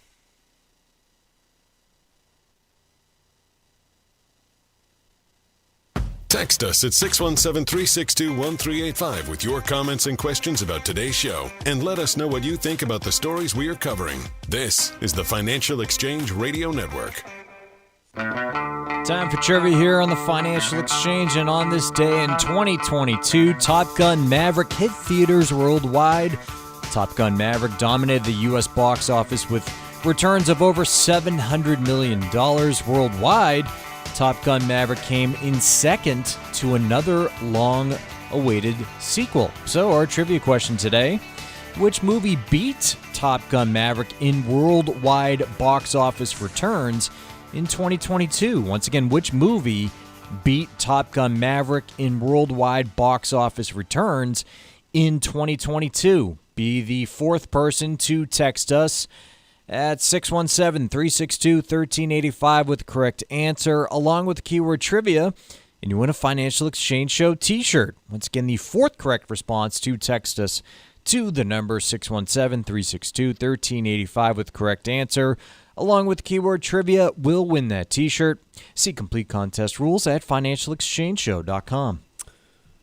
Peace and Market Watch. Goldman Sachs hikes S&P 500 target and rejects bubble-era comparisons. I'll save you having to read the piece. Goldman has raised its year-end S&P 500 target to 8,000 from 7,600. And look, here's the big thing, is if you look at the very simple math in terms of earnings projections, forward earnings per share on the S&P 500 now, this according to data from Yardeni Research, it's now up to $358.82. This is also your daily reminder that you can't actually invest in an index. You can invest in products that track it, but you can't actually buy the index in and of itself. But if you take 358 and you stick a 22x multiple on it, you get to 7,900, which is, again, a 22x multiple is the multiple we were trading at last year. Goldman's not doing anything crazy here other than, hey, earnings estimates have continued to move up. And remember, that's forward estimates now. If you project out ahead based on where earnings estimates are going, you'll say, okay, they'll be a little bit higher. And so, yeah, if you want to slap a 22x multiple on that, that's your path to S&P 8,000. This, by the way, is the same thing that I laid out about a month ago where I said, look, this market right now, you need to have two different thoughts in your head. One is the price of oil is going to be all over the place and kind of nuts, and we're approaching some problems in the U.S. later this summer if there's no resolution to the Hormuz issue. But at the same time, as we're all grumbling about gas prices, earnings estimates are going through the roof because of what's going on with AI and also, the energy sector. And so if you are missing that because you're too nervous about what's going on in oil, then, hey, again, your path to getting to 7,500 on the S&P was getting back to last year's multiples with this year's earnings. And that's what we've done. That's why the S&P is at 7,500 right now. So I'm saying this because you have to hold two conflicting thoughts in your head that are kind of uncomfortable to do so. One, yeah, it's really not fun paying $4.50 a gallon for gas. But that's not what's driving the market since early April. Yeah, if you have strong conviction about that, then you probably also believe the economy is likely to tip into, I'll just say recession, even though that may not be officially declared. Which piece? If you have strong conviction about high gas prices, you're really worried. If you're one of those folks that's really worried about worst case scenarios for oil and what high gas prices on a prolonged basis would do to the economy, then your target multiple for the and by target multiple, we just mean the price earnings ratio is exactly what it sounds like. It's P divided by E. If you believe the right P divided by E is equal to 20, then you can just move the E from the left-hand side to the right-hand side and multiply the 20 by your E, and that's how you get the P. We're just doing a little bit of like algebra. It's a fraction. Yeah. And then we're saying P divided by E equals 20. That's all we're doing, right? Like you said. Sure. But maybe you're right P to E because you're more pessimistic in terms of potential outcomes of this whole morass in the Middle East. Your right P upon E is 15. That gets you to a very different conclusion. So there are some optimistic assumptions baked into a seemingly innocuous mathematical exercise like this. There are. And I think during times where there are things happening that we've never seen before, I think you have to remain flexible. I think you have to remain open to things evolving in different ways. And look, I'll be the first to tell you, I'm nervous about the potential for higher gas prices later this summer based on Hormuz still not being open. So does a P of 21 sound high, low, or about right to you? Where do you think of the world in that way? I have no idea if it's high, low, or right. All I know is that the market is sticking that on it right now. And in order for me to be able to say, yes, I need to either go heavier or lighter, I need to have some kind of conviction that higher oil prices will translate into problems. And the reason that I don't get there, quite honestly, is because even with everyone grumbling about higher gas prices right now, hasn't made any problems in the broader U.S. economy that we've seen. There still are issues that are present in the U.S. economy. They're not new as a result of higher energy prices yet. Could they get there? Yeah, maybe, but we'll have to see. Let's take a quick break here. When we return, we've got the trivia answer in Wall Street Watch.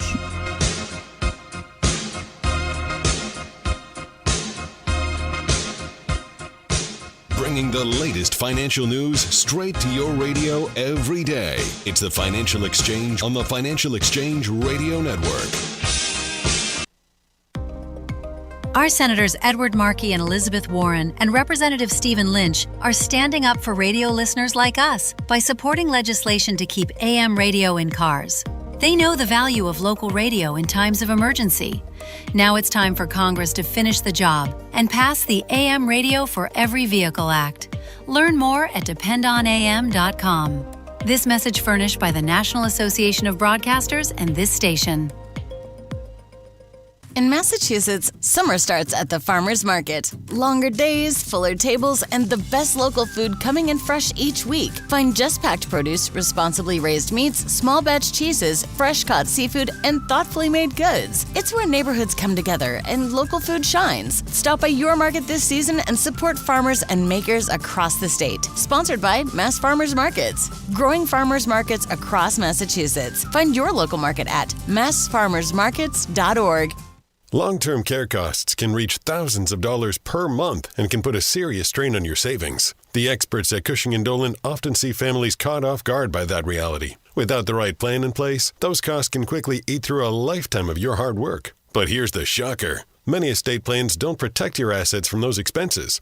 The right strategy may involve specific types of trusts designed to help protect your assets, but timing matters. Cushing & Dolan has a brand new guide called Detour Ahead, Estate Planning Potholes to Avoid. It breaks down some of the most common and costly mistakes people make and explains how to help protect your assets, your family, and your future. Call 866-848-5699 to get your free copy today. That's 866-848-5699. Or you can request the guide online at LegalExchangeShow.com. The proceeding was paid for and the views expressed are solely those of Cushing & Dolan. Cushing & Dolan and or Armstrong Advisory may contact you offering legal or investment services. Cushing & Dolan and Armstrong Advisory do not endorse each other and are not affiliated. For many hardworking families and retirees, an energy bill comes with an impossible choice. Paying the bills, putting food on your table, and keeping your family warm in winter and your home cool for the summer. But it shouldn't be that way. For more than 40 years, Citizens Energy has made one simple promise: to help households afford life's basic needs. Through Joe for Oil, we help neighbors through the coldest winter nights. Now, we're building on that same promise with Joe for Sun, a new way to save on electricity year-round. Our solar projects are already in communities across Massachusetts and New York, helping thousands of households save money. For many families, that means saving up to 50% on electricity. No installation, no equipment, and you keep your utility company. Like my dad's program before, we keep it simple, helping lower your utility bill through community solar at no cost to you. Call 1-855-JOE-FOR-SUN or visit citizensenergy.com to see if you qualify. You've trusted Citizens Energy to show up when it matters most. We're still here, ready to help. Sponsored by Citizens Energy. This is Tucker Silva of the Financial Exchange Show, and I'm joined today by estate planning attorney Todd Lutzke with your Financial Exchange Quick Tip of the Day. And today we're talking about the top estate planning mistakes to avoid. Todd, what is the downside of adding your kids to your accounts or adding their names to your real estate deeds as a joint owner? Won't this avoid probate? You're absolutely right. It would avoid probate, but there are better ways to avoid probate than just doing something simple, right? Simple isn't always better. Throwing a name on an account or adding a designated beneficiary or a joint owner on a piece of property might not be the best way to go. Here's the problem. If you name one of your children as a joint owner and you have 3 children and you put that child on just because it's convenient and they're geographically close to you, well, you could be accidentally disinheriting your other children because this property, this asset will only go to that child. That child doesn't have to give it to the other kids. So that's a problem. And if you put your name, if you add a child's name to your real estate, now you're exposing it to that child's creditors, that child's potential divorces. That's never good. And plus, you've lost control over it. If you try to sell it, you need that kid's permission, and half the money would go to that kid. please, folks, set up a trust, fund your trust much better than just trying to do it shorthanded and just give away assets or adding names to accounts. Todd Lutzke and the estate planning experts at Cushing & Dolan have written a brand new guide that details the estate planning blunders to avoid. You can request this brand new guide by calling 866-848-5699. That's 848-5699, or you can request it from their website, legalexchangeshow.com. The proceeding was paid for, and the views expressed are solely those of Cushing & Dolan. Cushing & Dolan and or Armstrong Advisory may contact you offering legal or investment services. Cushing & Armstrong do not endorse each other and are not affiliated.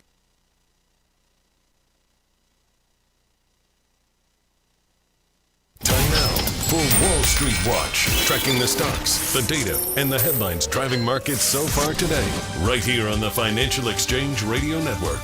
Well, markets are mixed and sort of just hanging out, with oil prices pulling back after Iran state broadcaster reported it had seen a draft of the framework for talks with the U.S. that includes a return of traffic through the Strait of Hormuz within a month. However, an agreement has not yet been finalized. Right now, the Dow is up about 0.4%. S&P 500 is flat, down by 3 points. The NASDAQ is down about 0.1%.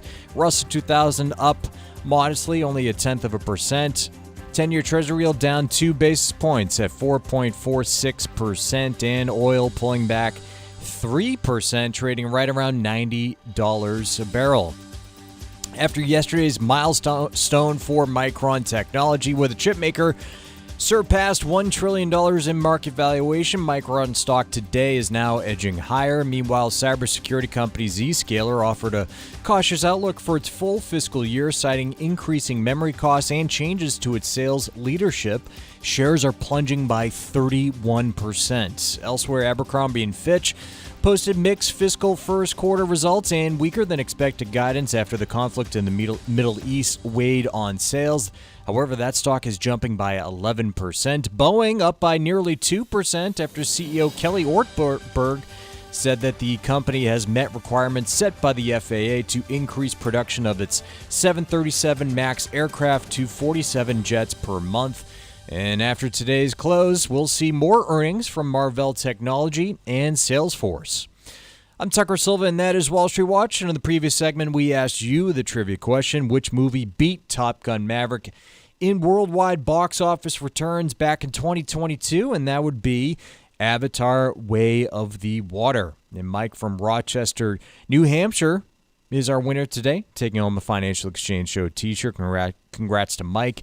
We play trivia every day here on the Financial Exchange. See complete contest rules at financialexchangeshow.com. Mark, we got a piece here from the Boston Globe. It's titled The Math and Mindset of Retiring Early. Let's talk about the math, the general convention that people use to figure out, hey, how much can I take out of my portfolio?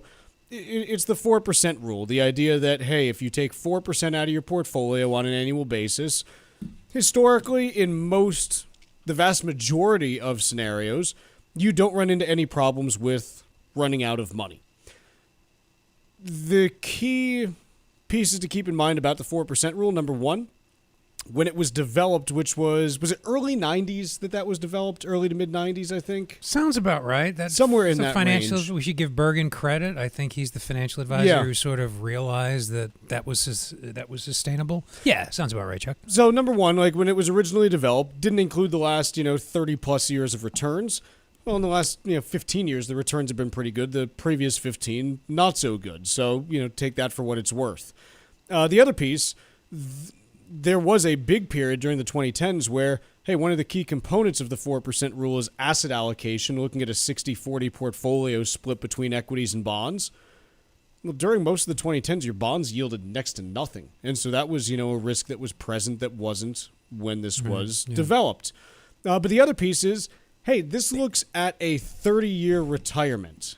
And if you're talking about retiring early, especially with some of the advances that we're already seeing in medicine and some of the ones that, quite honestly, like if you look at some of the stuff that's in like phase 1 and phase 2 trials right now that is just absolutely insane. I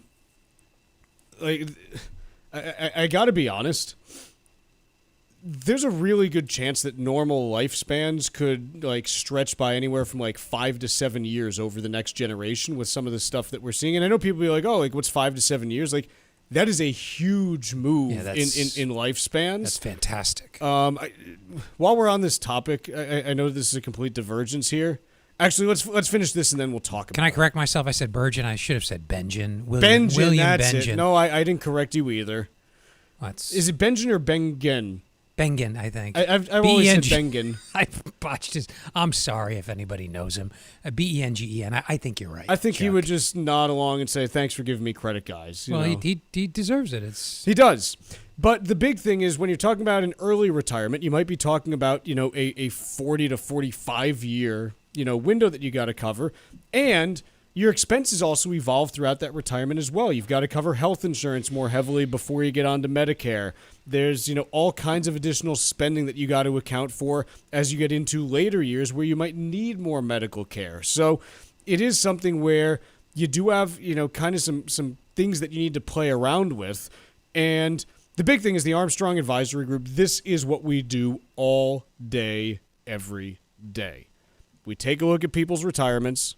We assess the specific circumstances that they are trying to retire into, all of the different family dynamics, health, age, all these different pieces. And you get beyond just, hey, pull 4% and you're going to be fine. And instead this is what you do at this age. Here are the accounts that you start withdrawing from. Then you progress to these. Here's how you minimize taxes over the course of time. If leaving an inheritance is important, here's how you minimize taxes over multiple lifespans because you don't want to just leave your kids this huge tax time bomb that you're, leaving for them. And so these are the considerations that you need to take into account. To schedule an appointment with someone from the Armstrong Advisory Group, call 800-393-4001. Again, 800-393-4001. You can also go to armstrongadvisory.com, click the Get Started button, and then you can schedule a time to chat with someone there. Again, that phone number is 800-393-4001. The proceeding was paid for by Armstrong Advisory Group, a registered investment advisor. Nothing in the ad or in any Armstrong guide is specific financial, legal, or tax advice. Consult your own financial, tax, and estate planning advisors before making any investment decisions. Armstrong may contact you to offer investment advisory services. I want to just talk about, again, when you're talking about the the advances that we're seeing in medical stuff right now, did you guys happen to cover the Eli Lilly Phase 1 trial yesterday? No. So, here's the deal. Eli Lilly, about maybe a year or two ago, they bought a drug from a company called Verve for $1 billion. The drug in the pipeline is called Verve 102. And basically, it's a gene editor for a gene in your liver called PCSK9. And what they found is that a single shot of this, one infusion, reduces bad cholesterol by 62% across their patients in this Phase 1 trial. And they're pretty sure, again, they don't know because the trial's only gone on for so long, they're pretty sure that because you are editing that gene within your body at, again, the genetic level, they're pretty sure that it's going to be maintained at that lower level of cholesterol for the rest of your life with a single infusion. No statins you need to take, no, eat this. Just, hey, that's it, is what they're pretty sure of. Now, if you know anything about the science of, what causes, heart attacks, basically anything, any bad cardio, whatever, bad cholesterol is at the absolute core of it. And these are the things, I point this out not because, I know enough to be able to say, here are the... This is the stuff that is in the pipeline now that we are talking about seeing, is being able to eliminate causes of problems before they happen, as opposed to needing to address them and treating them after they do. And I just think that we are on the verge of some miraculous stuff that between this and now what we're seeing with, all the peptides, the GLP-1s and things like that. The other one that came out that I'm pretty sure is also a Lilly product last week. Did you see the results from their new GLP-1 that they were testing, that pretty much it was producing the same kinds of results as the whatever the band surgery is called, the gastric bypass or whatever it is that typically like is only done in extreme situations. It was showing like median weight loss of like 72 pounds. I mean, we're truly getting into some very wild stuff that it really has the potential to transform society from having all of these issues related to, weight and diet and this and that into things that aren't really problems going forward. And it's kind of wild that we are getting there. Obviously, we'll have to see, what comes out in terms of, potential side effects and this and that, because it's always you solve one problem and you create another. But I got to tell you, like, I know that I hear from people all the time, like, I can't believe, like, we're having to go through, like, all this stuff today. And I keep saying, look, this is the single best time in history to be alive. And I don't know why anyone would want to live in any time other than this, because you're simply discounting all the problems that we don't have to deal with that used to be issues. And the problems that we do have to deal with now, so many of them are going to be solvable in our lifetimes because of the technology that we're developing. And I continue to be really optimistic as a result of that. So I thought this was very cool. Let's take a quick break, and when we come back, we'll do a little bit of Stack Roulette. Subscribe now to our YouTube page, where you'll find daily interviews and full shows of the Financial Exchange. We'll get you caught up on anything and everything you might have missed, right here on the Financial Exchange. Hi, this is Mike Armstrong from the Armstrong Advisory Group. One of the biggest challenges in financial planning is seeing the full picture. When your investments are spread across multiple accounts, it can be difficult to know how much you actually have and whether your strategy is really working. You might be taking on more risk than you realize or missing opportunities to better align your portfolio. Bringing your accounts together can help create clarity so you can see your total assets, your true allocation, and make more informed decisions about your financial future. Our new guide is called Consolidating Investment Accounts. It walks you through how to get organized, simplify your strategy, and build a more complete financial plan. Call 800-393-4001 to get your free copy today. That's 800-393-4001, or you can request the guide by visiting ArmstrongAdvisory.com. The proceeding was paid for by Armstrong Advisory Group, a registered investment advisor. Nothing in the ad or in any Armstrong guide is specific financial, legal, or tax advice. Consult your own financial, tax, and estate planning advisors before making any investment decisions. Armstrong may contact you to offer investment advisory services. Long-term care costs can reach thousands of dollars per month and can put a serious strain on your savings. The experts at Cushing & Dolan often see families caught off guard by that reality. Without the right plan in place, those costs can quickly eat through a lifetime of your hard work. But here's the shocker. Many estate plans don't protect your assets from those expenses. The right strategy may involve specific types of trusts designed to help protect your assets, but timing matters. Cushing & Dolan has a brand new guide called Detour Ahead, Estate Planning Potholes to Avoid. It breaks down some of the most common and costly mistakes people make and explains how to help protect your assets, your family, and your future. Call 866-848-5699 to get your free copy today. That's 866-848-5699. Or you can request the guide online at LegalExchangeShow.com. The proceeding was paid for, and the views expressed are solely those of Cushing & Dolan. Cushing & Dolan and/or Armstrong Advisory may contact you offering legal or investment services. Cushing & Dolan and Armstrong Advisory do not endorse each other and are not affiliated. Environmental nonprofit Ocean River Institute is working with communities to tackle climate change with nature-based solutions that feature slowing water down and building more soil with grasses and plants. Research indicates that people acting in their own neighborhoods can build an inch of soil in a year and slow sea level rise down by as much as 25%. Please visit oceanriver.org for more information on opportunities to make a difference and go the distance for savvy stewardship of a greener and bluer planet Earth. For many families, an energy bill can mean difficult choices, wondering when or even how it will get paid. It shouldn't be that way. For more than 40 years, Citizens Energy has helped families afford life's basic needs. First through Joe for Oil, and now through Joe for Sun. A simple way to save on electricity at no cost to you. No installation, no equipment, and you keep your utility company. We keep it simple and help you lower your utility bill. Call 1-855-JOE-FOR-SUN or visit citizensenergy.com to see if you qualify. Sponsored by Citizens Energy. It happens all over Massachusetts. Can you in every home and every community. Be careful on your bike. Learning can happen anytime, anywhere. We'll see you at practice this weekend. And no matter how learning takes place in your family's life, DESE is there as your partner. The Massachusetts Department of Elementary and Secondary Education. Never stop learning. Find out more at mass.gov/back-to-school. Sponsored by the Massachusetts Department for Elementary and Secondary Education. When a heart stops, the clock starts. You are the first responder until help arrives. In that moment, 4 minutes equals brain damage. 6 minutes equals too late in an emergency. The first responder is you.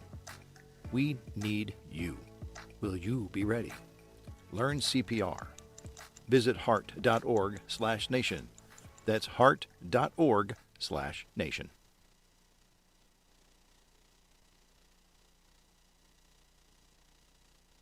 Follow the Financial Exchange Show on Instagram and see what's driving the conversation about Wall Street and economic trends. This is the Financial Exchange Radio Network.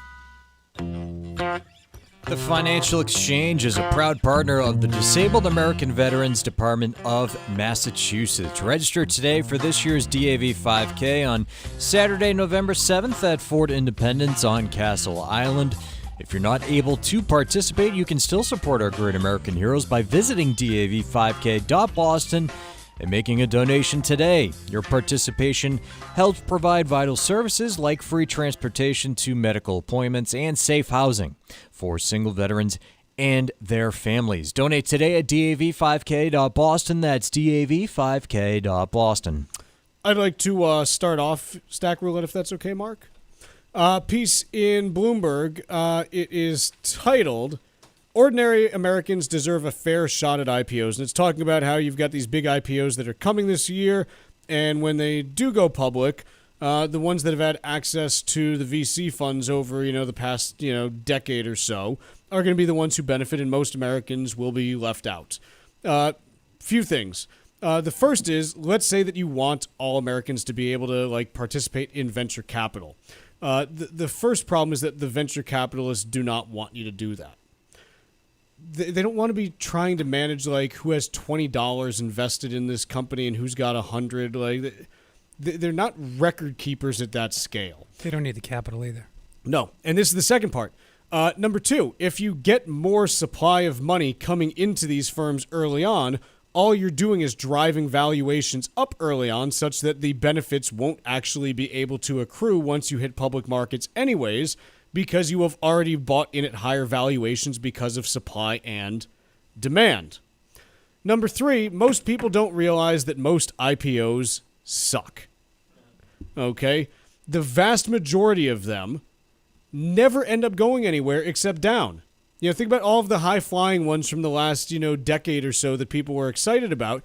You remember the Ubers of the world. You remember the Teslas of the world. You totally forget about the Blue Aprons of the world. You totally forget about the GoPros of the world. You totally forget about the Beyond Meats of the world. You totally forget about the Rivians of the world. These are companies that IPO'd with a ton of fanfare, and they went flat on their face for basically their entire publicly traded life.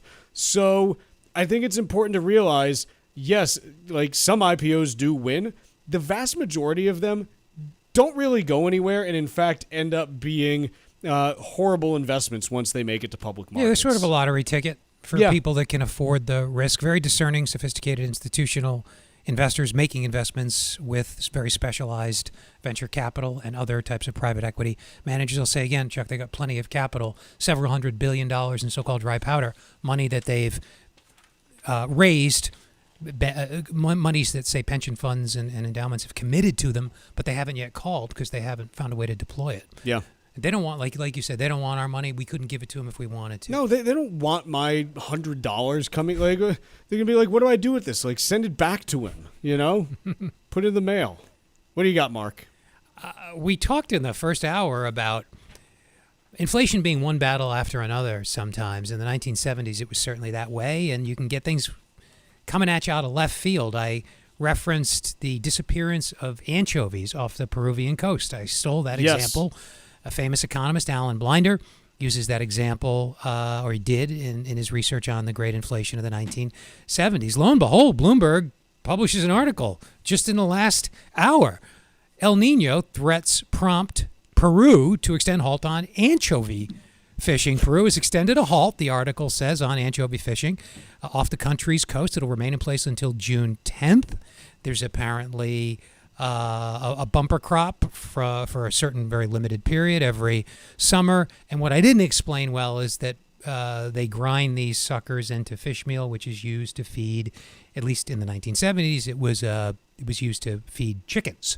So the knock-on effect of scarcity of Peruvian anchovies in the 70s and perhaps today is higher chicken prices. Not something you could predict or you would suspect would contribute to the rise in inflation. But it can, and it's coming, as it did in the early 70s, at an awful time.